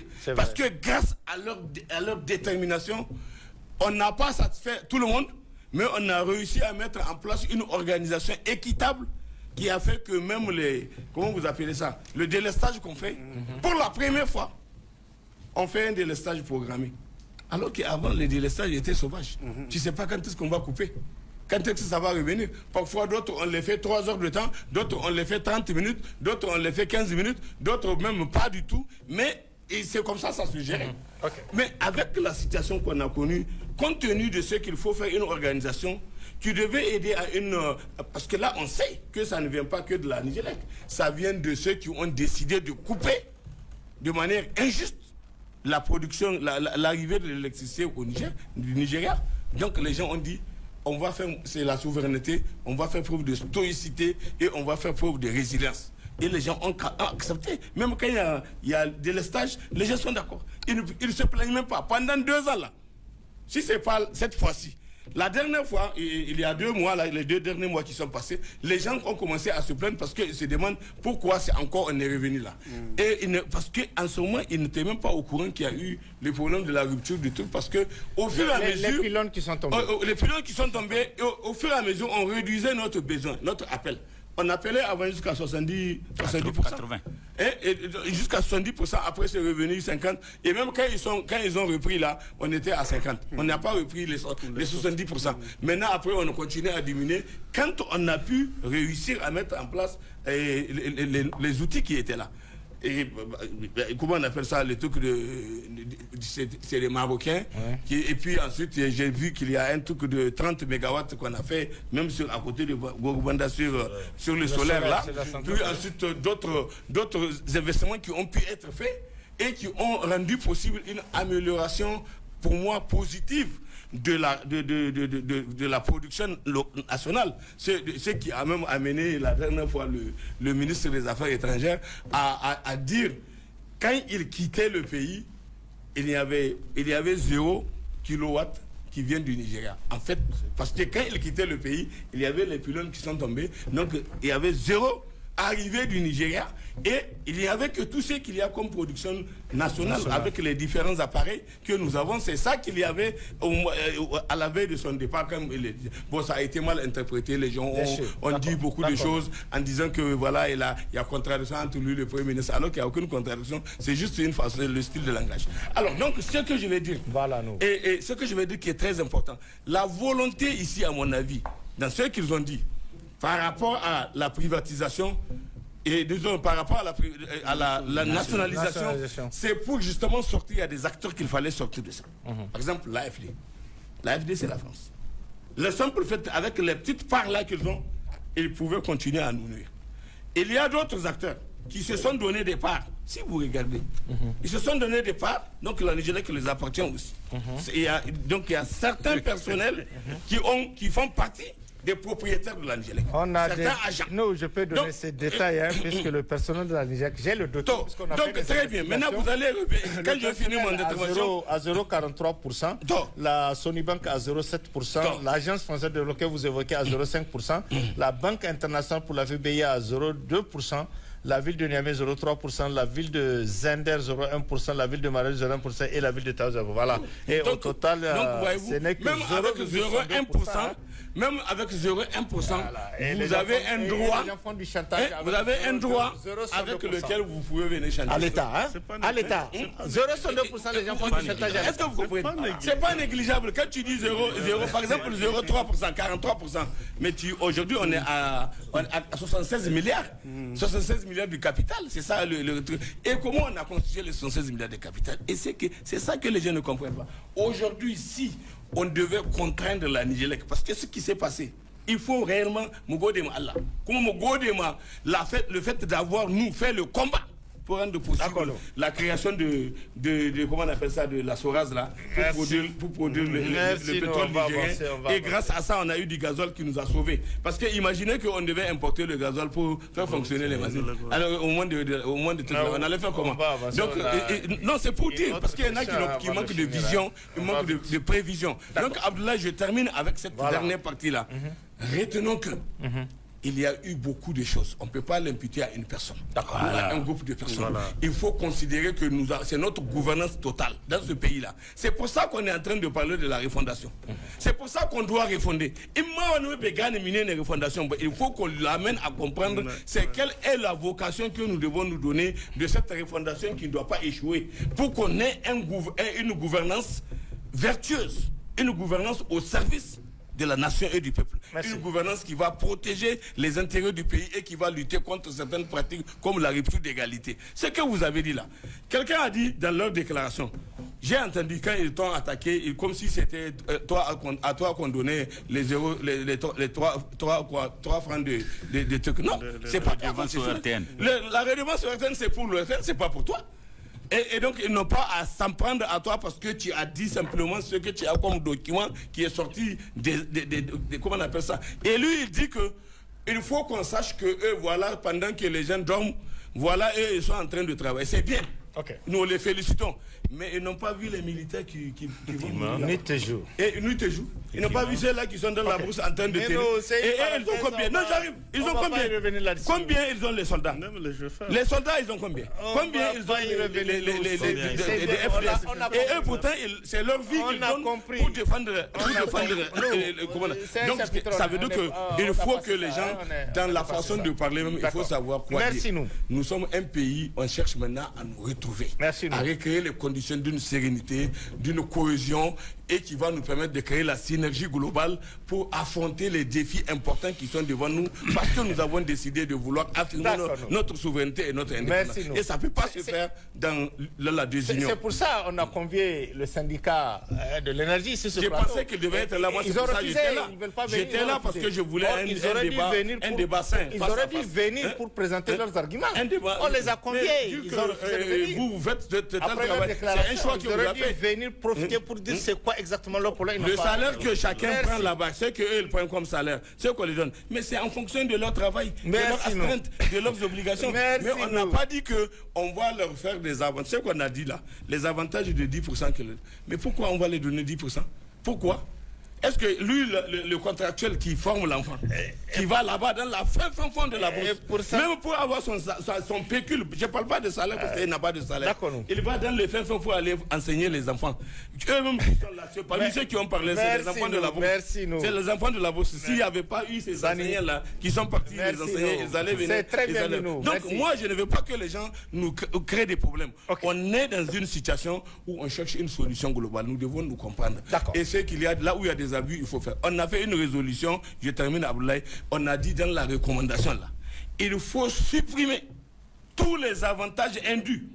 Il faut supprimer tous les privilèges indus. Il faut supprimer toutes les immunités. C'est pour ça que c'est ça qui est recommandé. Et actuellement, quand vous prenez la charte qui tient lieu de valeur constitutionnelle, dans la charte, il n'y a aucun privilège accordé à aucune personne. Ok. Voilà. Non, merci beaucoup. Oui, Sani, vous voulez réagir rapidement? On va à l'autre question pour finir. D'abord, tout à l'heure, M. Bana avait parlé de dissocier la gestion des segments, production, transport et distribution. C'est bien beau. Ça ne donne que des facilités à un probable repreneur. C'est un luxe dont le Niger n'en a pas besoin aujourd'hui. Vous voyez, pour le prix du kilowattheure, regardez dans tous les centres isolés là, c'est un seul agent qu'on amène. C'est lui qui gère la centrale, c'est lui qui gère le réseau, c'est lui qui fait les dépannages, c'est lui qui distribue les factures, en un mot qui fait tout. Et lorsque vous allez diviser ça, il va falloir pour chaque segment amener un quelqu'un répondant au segment. Un quelqu'un de la centrale, un quelqu'un du réseau, un quelqu'un du commercial. Et chaque mission qui doit venir avec ses propres moyens. Ça veut dire que chaque segment a à peu près 4 missions indépendantes. Je connais des localités là où toutes les recettes ne font même pas 100 000. Donc c'est des millions qu'il faut brûler pour un 100 000. Dieu merci, comme dit l'autre, que l'État a imposé une entraide dans la tarification. Il y a ce qu'on appelle la péréquation. Les certains supportent les autres. Oui, bien sûr. Sans ça, là, il y a des localités là où si on doit venir calculer le coût de production, dans ce que vous dites, ça allait dépasser les 4 à 5 000 francs CFA. Avec toutes ces difficultés, c'est augmenter d'autres difficultés. Pour le moment, cette séparation n'est pas opportune. Ça, je suis sûr, on n'a même pas besoin. C'est une directive de notre ancienne tueuse CEDEAO, vous comprenez? Et c'est une directive qui fait 19 ans, mais personne ne l'a exécutée. Je ne parle pas de cette directive. Non, mais c'est à peu près la même chose qu'elle recommande. Mais les gens ne peuvent pas parce que matériellement, ça coûte cher. Deuxièmement, ce que je veux dire. Je connais la Nigélec parce que j'ai pratiquement donné toute ma vie. Je ne fais que travailler avec eux. Le personnel de la Nigélec, je vous jure, ça, on a dit que ça les engage. Mais moi, je suis sûr que ils n'ont rien à voir dedans. Et qui est derrière? Ah non, ça vous, vous avez déjà dit. Je n'ai pas enquêté, mais je suis sûr. Qui est derrière? Ah si, il y a quelqu'un qui a un intérêt de parler au nom. Et qui a monté ces syndicats contre l'État, parce que c'est contre l'État. Ce quelqu'un-là, il faut le chercher. Oui, voilà, contre l'État. Moi, je vous dis, ces pauvres techniciens qui se morfondent. Un employeur, ces pauvres techniciens qui se morfondent pour la cause commune et publique, ils n'ont rien à voir dedans. Certes, il y a certains qui ont été présentés, malmenés, tout ça, mais je veux qu'on n'a pas intérêt à se tirer dessus. Bien sûr. On doit s'appuyer, mutualiser nos efforts et les amener à comprendre ce qui doit être fait, dissocier du mal du mauvais. Et leur donner du tonus et du courage pour continuer le sacrifice qu'ils font. Moi, c'est ce que je veux. Je n'attaque pas et je ne veux pas que quelqu'un le fasse. Et je veux qu'on les soutienne. Si le Niger va devenir dans de très bons draps, mais pourquoi pas? On peut revenir sur certains avantages. Voilà. Mais pour le moment, l'heure est au sacrifice. Non, il faut revoir. Bien sûr, ça. L'autre question, à présent que l'État a repris le contrôle total de cette société en congédiant le conseil d'administration et peut-être dans les prochains jours en mettant une nouvelle direction en place, c'est-à-dire une nouvelle gouvernance à la tête de cette nouvelle société, à quoi doit-on s'attendre? Qu'est-ce qu'il faut faire pour rendre viable la nouvelle société avec cette nationalisation? Moi, j'ai que 2 principes, mais un seul même. Je vous ai demandé, l'État est organisé. On n'a rien à créer. Tous les textes existent. D'accord. J'ai dit il faut qu'il y ait une discipline horizontale du haut vers le bas, du bas vers le haut, du guide suprême qui est le président de la République jusqu'au dernier échelon. Chacun n'a qu'à s'en tenir à ses prérogatives nationales officielles.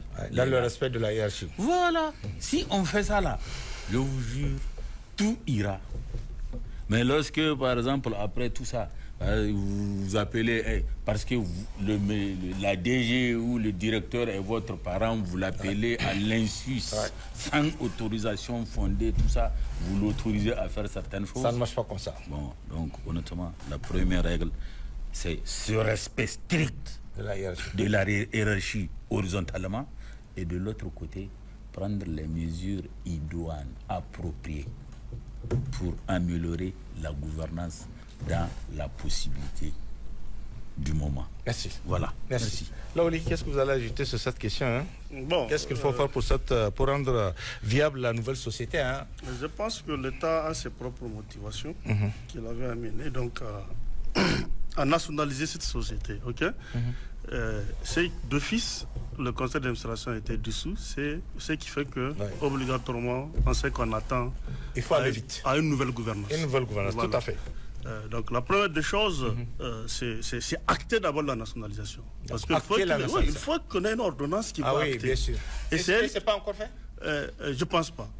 Et c'est elle qui va donner les nouvelles directives à l'entreprise. Voilà ce que l'État veut de l'entreprise et voilà là où l'État va orienter cette entreprise. Comment on peut comprendre depuis le dernier conseil des ministres qui a pris cette décision de nationaliser jusqu'ici? En tout cas, je pense pour l'instant, qu'est-ce qui se passe? Pour l'instant, peut-être elle est dans les circuits. D'accord. Mais je ne pense pas si elle est sur cet aspect. On va vérifier. Maintenant, par rapport à cela, il y a un aspect très important. Je prends l'article 3 du statut de la Nigélec. Je vais vous lire ça.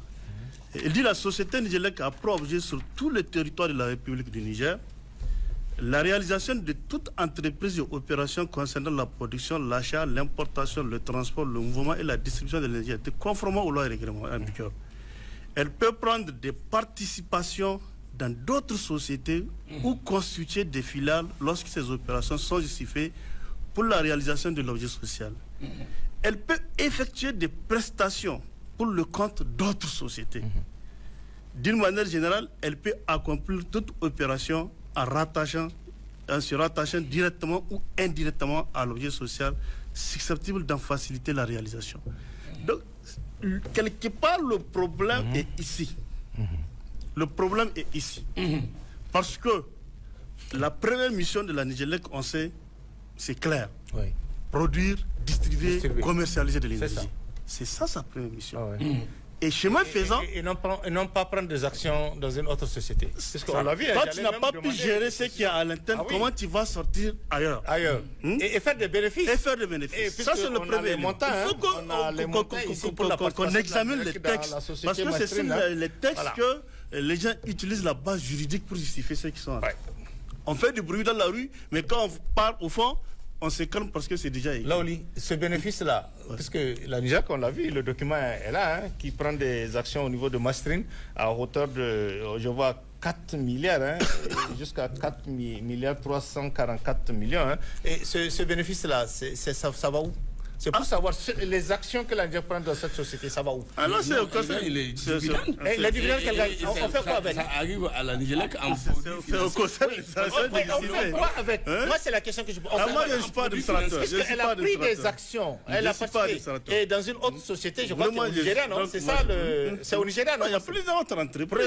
Et cet argent, c'est bénéfice. Au Nigeria, au moins, ça se justifie parce qu'on fait l'achat de l'électricité. Il n'y a pas que le Nigeria. Donc voilà, il y a d'autres entreprises. Et le bénéfice, c'est... Il faut les administrateurs pour répondre. Moi, je n'ai pas de réponse. On aurait bien voulu avoir la Hein? direction générale sur ce plateau. Ils allaient répondre à ce qui se passe. Une société... Les finances ici. L'État aussi, c'est Lesquelles le finances ministère des Finances. Mais ça, c'est un premier débat. Il y en aura d'autres débats, on va les convier. Maintenant, c'est pour comprendre qu'est-ce qui s'est passé par rapport à la nationalisation, M. Sani. On va y revenir. Moi, je pense que Le débat est ouvert. Vu l'ampleur de la situation, l'entreprise doit se concentrer d'abord sur l'essentiel. Oui, c'est ça. C'est l'essentiel, Sa sa mission mission. première. Le premier alinéa là, à partir de Donc, ça, là, personne ne sait où passe aujourd'hui, cet le argent, Nigélec les ne bénéfices peut là. pas, Personne ne sait. n'a pas la viabilité. Les gens n'a- savent. Et ça passe où? Puisque vous avez eu l'occasion de travailler dans cette société, il faut nous dire où passe cet argent. Pardon, je pense Donc, bien moi, que je ce pense qu'on que, dit, nous sommes écoutés au haut sommet de l'État. Ok, on va vérifier. Je continue, tiens. Moi, je pense que le premier travail, on toilette les textes. Ok. Savoir ce qui est écrit. Ça ne sert à rien de faire le débat de la rue. Après, les choses sont dans les documents et on se grive la gorge. Ouais. Ça, c'est la première des choses. Et la deuxième des choses, il faut que qu'on définisse des vraies modalités de gestion. De gestion. Dans la nouvelle société. Dans la nouvelle société. Hier, les syndicalistes réclament 40 milliards à l'État. Les services de l'État ont des impayés de 40 milliards qu'ils n'ont pas payés à l'État. Les factures. Des factures. Les factures d'électricité de l'État tendent vers 40 Mais milliards. quelque part, ils recouvrent des taxes dont eux-mêmes ils ont exposé, mais la Nigélec est dans l'incapacité de les verser aux structures auxquelles elle redevient. Donc vous voyez, il y a beaucoup de choses, si on rentre au profond. Ok. De la profondeur, il y a beaucoup de choses. Donc, pour cela, les experts doivent rester pour analyser, au fond, comment cette situation-là doit. Et pour cela, il faut connaître l'audit organisationnel et fonctionnel de l'entreprise. C'est très important pour comprendre réellement comment les choses se passent et maintenant, comment y remédier, évidemment. Il faut connaître des audits financiers, si ça vaut la peine. Il faut qu'on le fasse, c'est une réalité. Nous, on ne contre quiconque. Il faut qu'on fasse comme vous avez dit, nous. On va refondre pour qu'on fasse... La refondation passe par là. Et il y a aussi des choses très importantes qui sont ça. Ce sont les rapports de la Cour des comptes. Les rapports de la Cour des comptes. Oui. Qu'on publie chaque année. Oui. Et qu'on publie chaque année. L'État a fait le choix que c'est comme ça, cette Cour fonctionne. Elle publie seulement. Voilà. Donc, c'est tellement facile donc de voir tous ces aspects-là et savoir où on veut partir. Maintenant, le dernier point le plus important, l'État a nationalisé. L'État doit s'assumer. Il doit s'assumer. L'État doit s'assumer. Ouais.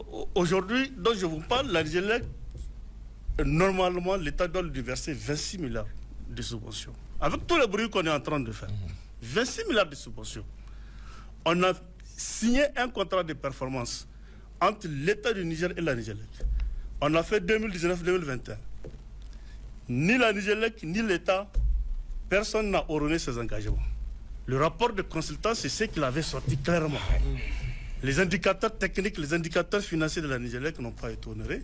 Les indicateurs de l'État qui doit accompagner le processus n'ont pas été honorés. Donc il y a une monnaie qui est là, qu'on doit réellement verser ce qu'il a dedans et voir comment vraiment situer ces différents paramètres. Donc, et ça, c'est vraiment le volet le plus important.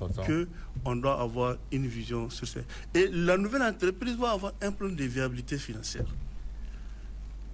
On sait combien on a investi, on sait combien on doit sortir. Bien sûr. Donc vraiment, c'est ça qui des questions comme ça doivent revenir à la surface pour voir comment on va régler ces questions. Merci Loli. Voilà, merci.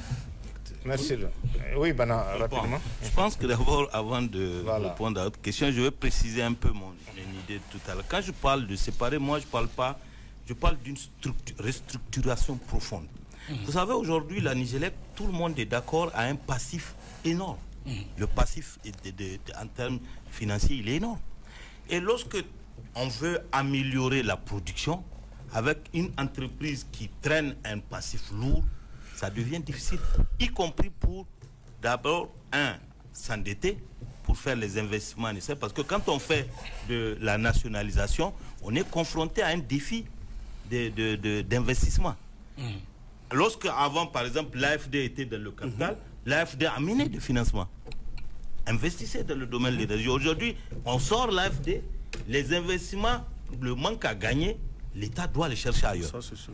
Et pour ça, la meilleure solution, ce serait de créer une société de production d'électricité neuve, qui n'a aucun passif et qui pourrait être tout à faire appel aux investissements privés aussi.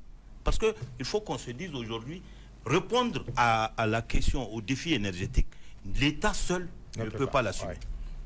Donc il faut qu'on ouvre ça à la fois au privé nigérien, mais également au privé étranger. Et lorsque vous dites à quelqu'un aujourd'hui de venir investir dans Nigélec, avec tout son passif, il va hésiter par 2000 fois. Ouais. Donc pour répondre à ces défis d'investissement, l'État doit prendre une décision. Et ça ne pose pas de problème. Je vais vous expliquer. Aujourd'hui, ce qui se passe dans le Brou, c'est que quand vous amenez un seul agent de la Nigélec, il y a un problème de transparence dans la gestion. Lui, le seul qui recouvre, le seul qui intervient quand il y a panne, il va prendre l'argent recouvrer, prétendre qu'il a utilisé pour faire des dépannages. Ce n'est pas facile de promouvoir la bonne gestion dans ces cas. Il y avait, moi j'ai vu beaucoup de décisions que la Nigélec prenait qui étaient des décisions qui n'étaient pas logiques. Par exemple, lorsque tu sais que dans un village, il n'y a pas assez d'abonnés pour couvrir les frais d'une mission de recouvrement, mais il faut distancer les missions de recouvrement. Ailleurs, dans certains pays de la sous-région, dans certaines zones, on fait 6 mois avant de venir recouvrer. Au Ghana, c'est même plus. Donc on peut faire ce choix, mais ça ne nous empêche pas. Parce que quand on veut aujourd'hui regarder une société comme la Nigélec, ou un secteur comme celui de l'énergie, le seul profit ne doit pas guider les décisions politiques.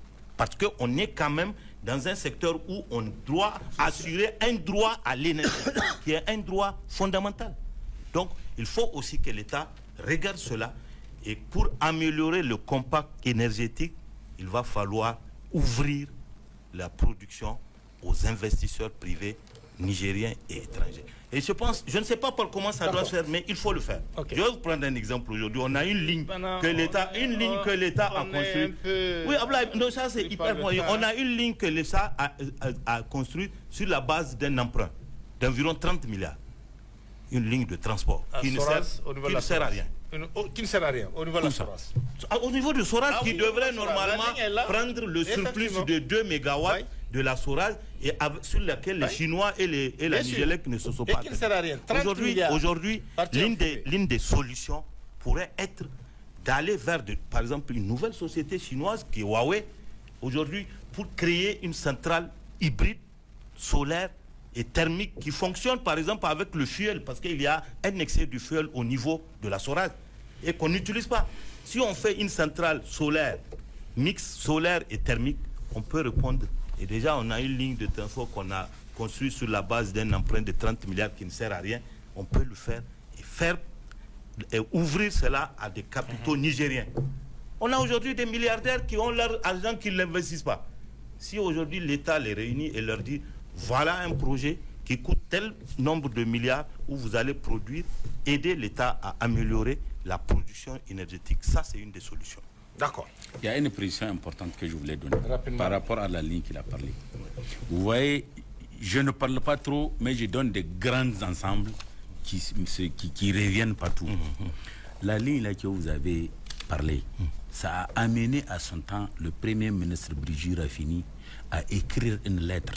Parce que, comme vous dites, c'était la direction générale de la Nigélec avec la complicité du ministère du Plan.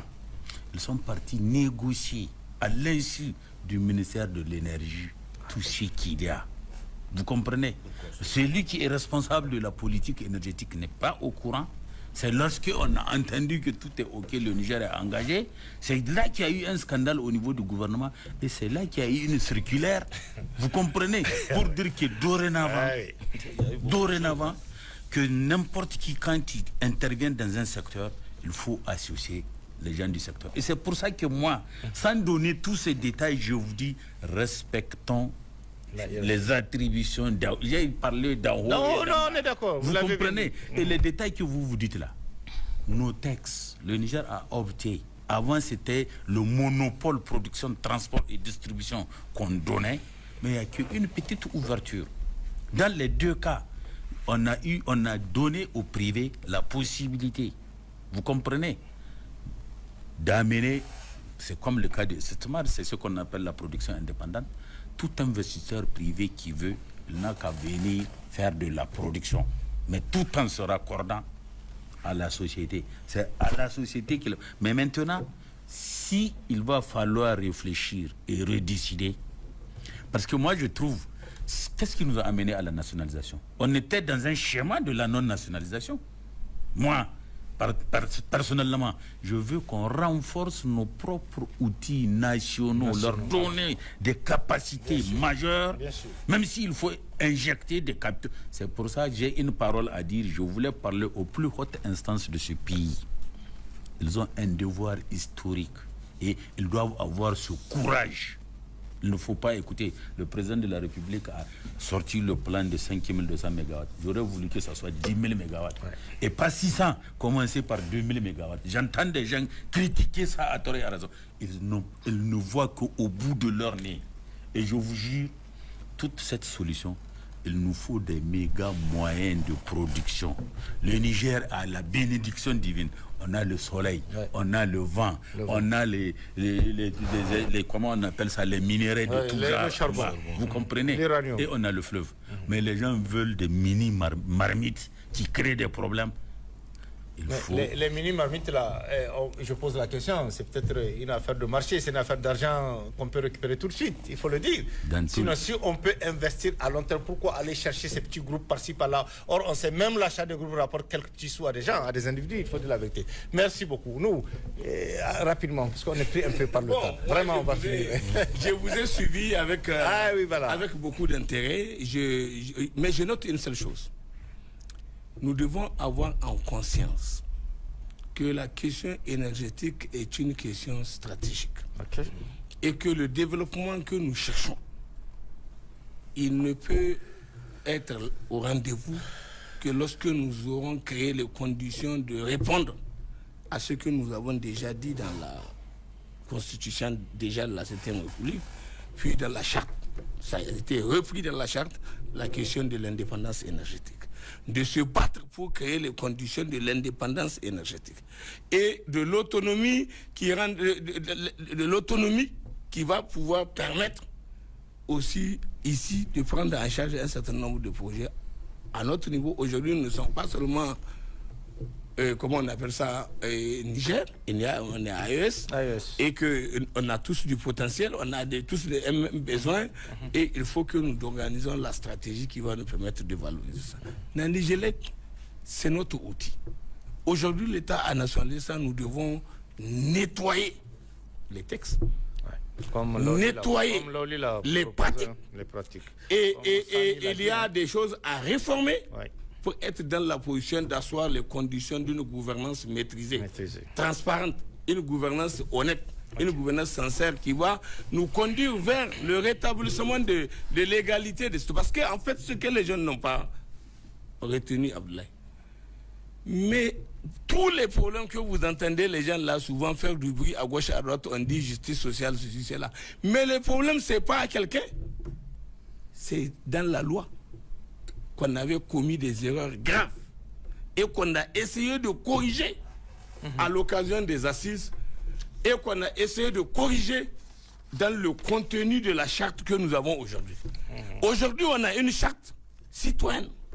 La charte là, c'est l'unique charte, elle n'est pas à comparer avec les autres. D'accord. C'est une charte dans laquelle nous avons dit on va rétablir l'équité, l'égalité entre les citoyens. Nous avons dit que tous les citoyens nigériens naissent libres et égaux en droit et en devoir. Avant, bien qu'on a dit ça, on a dit qu'il y a des gens qui ont des privilèges. Il y a des gens qui, même lorsqu'ils vont avoir telle chose, on ne va pas les toucher. Il y en a qui, quand ils vont avoir des problèmes, même, il faut un tribunal spécial. Maintenant, là, il n'y a plus ça. Mais cette révolution-là, qui a été observée dans le cadre de ce qu'on a fait, à partir du 26 mars passé, le jour où le président a signé la charte là, mais j'ai vu les gens ne sont pas intéressés à l'essentiel. Et c'est ce que j'avais dit quelque part en disant, on ne peut pas, avec tout ce qu'on vient d'avoir comme nouveau acquis, laisser tout ça là partir à zéro à cause de quelques gens qui n'ont rien compris de certains enjeux. Merci. Abdoulaye, je vais te dire, tu sais, je ne te le dis pas parce que tu es là. Le fait d'avoir eu le courage d'accepter depuis le 26, déjà avant le 26, tu faisais le grand débat. Mais à partir du 26 jusqu'à cette date, tu as eu le courage et tu as eu l'énergie. qui t'a permis de continuer à continuer ce débat-là. Tu as fait le tour du Niger à faire ce débat, grand débat-là. Mais ils sont où les autres? Ceux qu'ils ont fait en bien, il faut les reconnaître. Bien sûr. Nous les félicitons pour ce qu'ils ont été amenés à faire. Et surtout l'équité. J'ai dit, c'est la première fois qu'on a assis l'équité de comment on appelle ça, de l'estage. Okay. Et ce que Ben a dit, je vais rebondir sur ça. Ce que Ben Vous allez a dit, finir sur ça, non, oui. je vais rebondir pour finir. Ah oui. Et ce qu'il propose pour avoir, par exemple, on dit société, par exemple, pour avoir une société de patrimoine, dont la vocation est de la production, et une société de distribution, dont la vocation est de distribuer. Donc ça veut dire qu'on peut, c'est comme si on peut scinder les deux composantes, comme on a fait avec la scène et la SPEN. Et même si l'expérience de la scène n'a été qu'une escroquerie, parce que la scène est venue abuser de nous. Elles nous ont escroqués pendant 20 ans. Et personne qui doit suivre, et tous ceux qui doivent suivre n'ont pas suivi. Wallahi, je vous dis, ce que les gens là sont venus avoir. Vous vous rappelez qu'il y a des gens qui ont eu pratiquement des on a largement parlé les dividendes qu'ils se partageaient. En profitez aussi, donner votre message, on finit parce qu'on est donc vraiment les dividendes qu'ils se partageaient, c'était des dividendes abusifs. D'accord. Et donc là aussi, quand on va aller vers ce qu'on dit là, c'est toujours étatique, c'est toujours sous l'empire du contrôle de l'État, mais c'est juste pour une question d'organisation du travail qu'on peut être dans la position de pouvoir envisager ça comme ça. Merci. Et bon, maintenant pour terminer, voilà. Il faut que nous tous nous sachions que la volonté du gouvernement qui a rendu possible cette nationalisation-là, les gens doivent comprendre l'enjeu. Nous sommes dans un processus, une rampe de lancement où nous voulons avoir de la maîtrise de tout ce que nous avons qui constitue notre patrimoine, parce que nous avons des ambitions nouvelles où nous voulons être dans la position de faire en sorte que nous puissions affirmer notre souveraineté et notre indépendance dans tous les secteurs de la vie nationale, dans tous les domaines.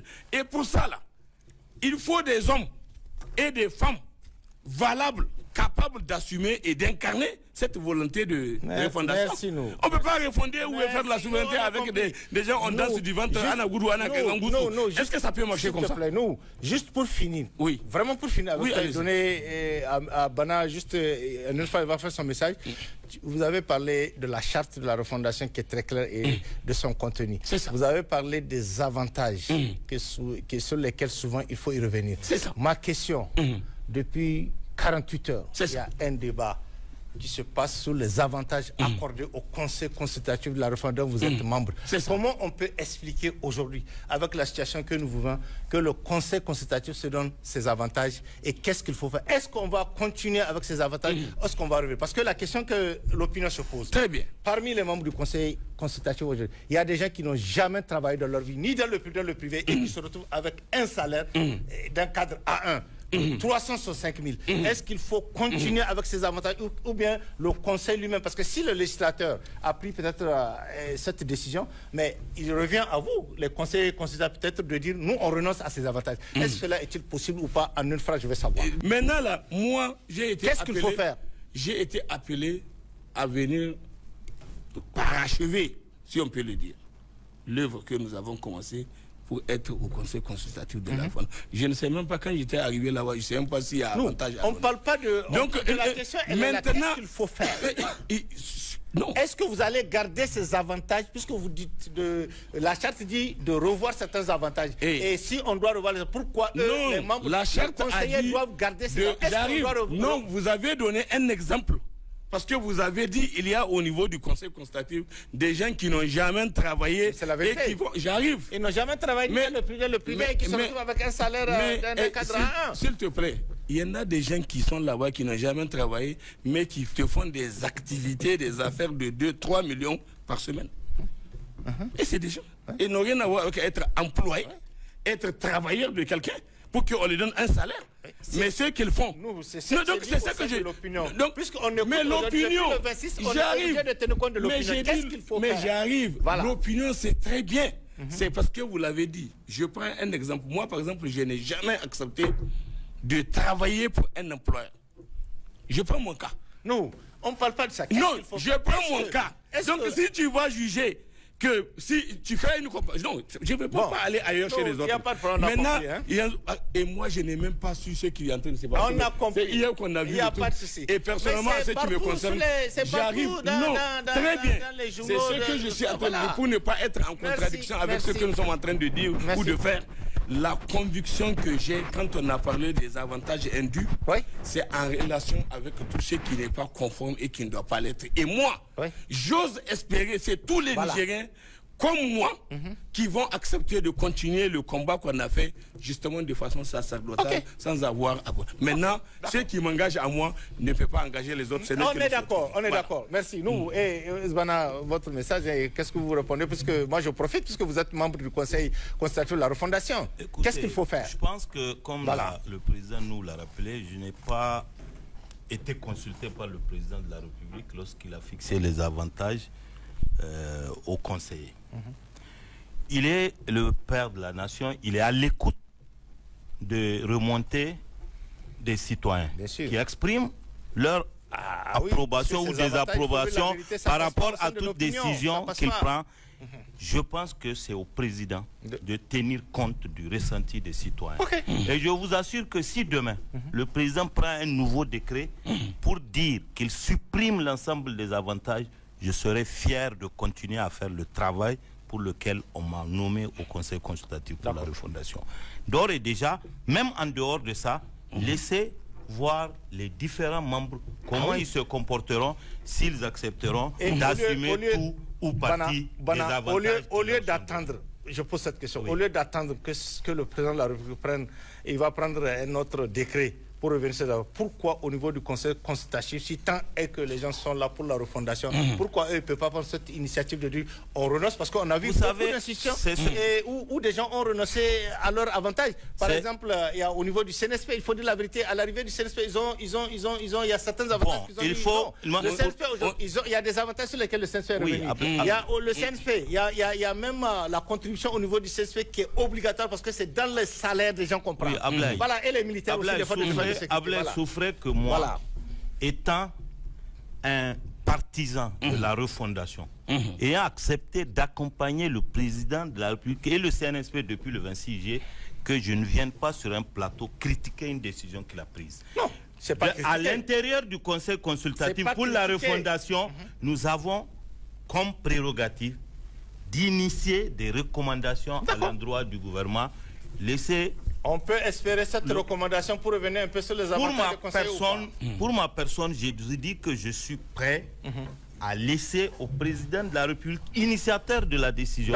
Et si le Conseil consultatif également fait une recommandation dans ce sens, je soutiendrai cette recommandation. C'est ce que l'opinion attend. Je soutiendrai cette décision que l'opinion attend beaucoup plus que il y a une Conseil consultatif de la refondation. Alors, pas du gouvernement. Sauf que ici, je suis sur ce plateau en tant qu'acteur de la société civile. Je le ferai, ce débat encore au sein du Conseil consultatif. Par contre, pour la fin, si c'est ça la fin, moi j'ai un message à donner au niveau de la question sur la nationalisation. C'est pour dire que, comme on a dit ici, il ne sert à rien de nationaliser si on ne fait pas un audit pour savoir ce qui s'est passé.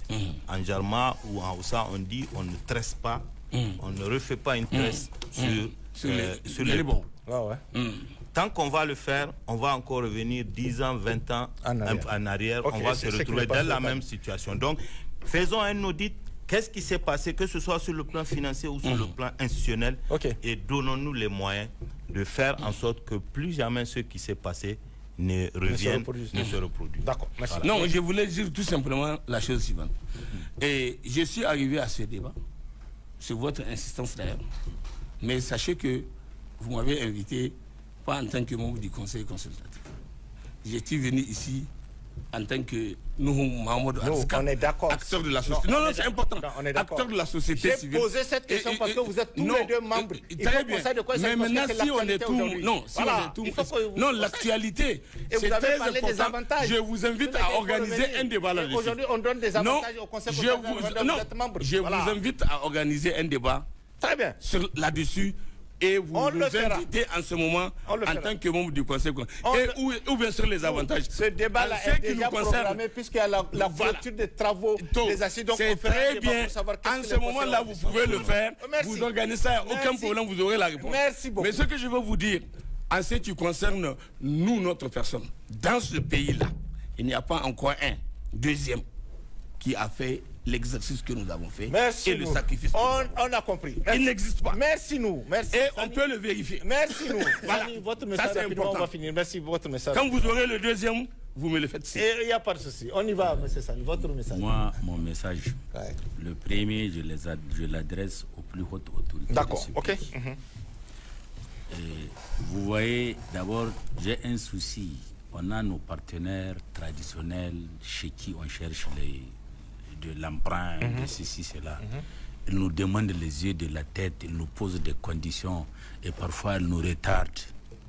Honnêtement, le Niger, j'en doute fort qu'on aura une opportunité comme maintenant, là, Voilà. Avec la refondation. avec la refondation et le climat international de la multipolarisation du monde. Honnêtement, D'accord.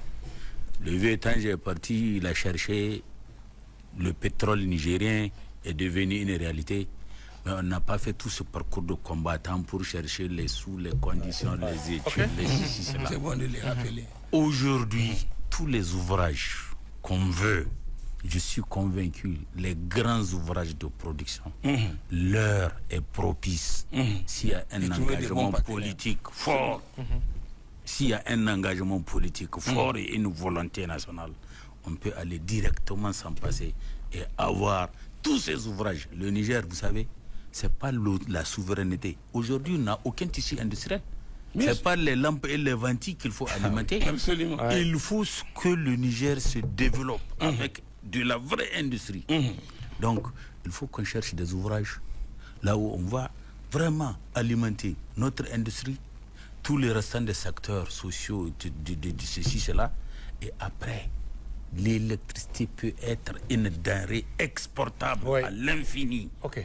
que le Niger. Mais je veux que le chef de l'État, de prime abord, qu'il n'hésite pas là-dessus et qu'il n'hésite pas, qu'il part nous chercher parmi nos nouvelles possibilités. Et même les anciennes possibilités vont changer de comportement quand ils voient qu'on embrasse d'autres nouvelles possibilités. D'accord. Mais les anciens bailleurs, là, vous comprenez, Bien vous sûr. avez vu la Banque mondiale. Et Ah tout oui, ce oui, bien que- sûr. D'accord. la FD dont vous avez parlé. Tout à fait. Ils nous ont donné un don, la centrale d'Agadez. Mais il a suffi, lors d'une passation de marché, ce n'est même pas le coup d'État. Ils n'étaient pas contents. Ils ont dit, mais écoute, moi, je ne te donne pas mes sous pour que tu donnes ça. et ça a été annulé. Ils ont refusé. Voilà. OK. Donc, vraiment, moi, C'est comme ça ils sont. Tout est Donc dit. il faut. C'est bon, Sani? moi, je pense qu'il Merci. sera libre. Et Laouli, on finit avec vous rapidement, hein, parce qu'on a merci. déjà largement dépassé le temps. Moi, mon dernier mot d'abord, vraiment, c'est de faire le distinguo entre les causes profondes qui ont amené cette question de De nationalisation nationalisation, d'accord? et les causes superficielles qui sont à l'intérieur de l'entreprise. OK. Parce que c'est deux choses différentes. Hein. Il faut que les experts s'assoient et on va analyser au fond, Froidement. froidement, à l'intérieur de l'entreprise et trouver des alternatives. C'est ça. Ça, c'est le premier élément. D'accord. Le deuxième élément, s'il y a remise en cause des avantages, le rôle des syndicats, c'est de se préparer. Bien sûr. C'est leur travail.